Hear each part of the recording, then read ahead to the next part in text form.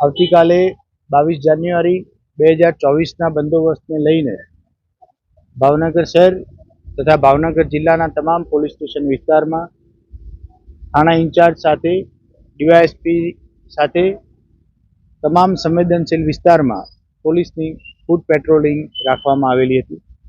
આવતીકાલ માટે થઈ અને વહેલી સવારથી પોલીસનો બંદોબસ્ત ડિપ્લોય થનાર છે। એમાં ખાસ કરી વજ્ર ક્યુઆરટીની ટીમ, બીડીડીએસની ટીમ અને એલસીબી એસઓજીની ટીમ તૈનાત રહેનાર છે। ભીડભાડવાળી જગ્યાઓએ બીડીડીએસની ટીમ દ્વારા એન્ટી સબોર્ટેટ ચેક કરવામાં આવશે તથા તમામ સંવેદનશીલ વિસ્તારોમાં પેટ્રોલિંગ રાખવામાં આવશે।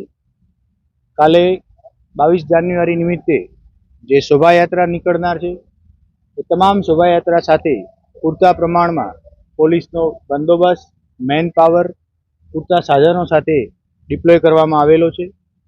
આ રીતની કોઈ પણ પરિસ્થિતિને પહોંચી વળવા માટેની ભાવનગર જિલ્લા પોલીસની તૈયારીઓ છે।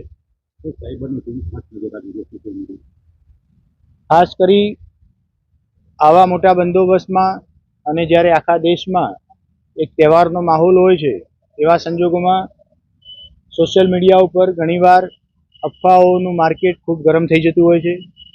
તો એ કોઈ પણ પ્રકારની અફવાઓ સોશિયલ મીડિયાના પ્લેટફોર્મ મારફતે ન ફેલાય અને ફેલાય તો એમાં કોની સંડોવણી છે એની ઉપર નજર રાખવા માટે ભાવનગર જિલ્લાની સોશિયલ મીડિયાની ટીમ સતત વોચ રાખી રહી છે।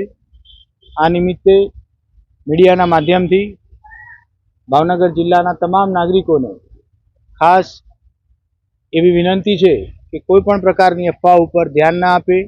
કોઈ પણ વાત ધ્યાનમાં આવે છે તો પોલીસ કંટ્રોલ રૂમ 100 નંબર અથવા નજીકના પોલીસ સ્ટેશનનો તરત સંપર્ક રાખે, એકબીજાને સહકાર આપીએ અને ખૂબ સારા વાતાવરણમાં આ તહેવારની ઉજવણી થાય એવી સૌને શુભેચ્છાઓ।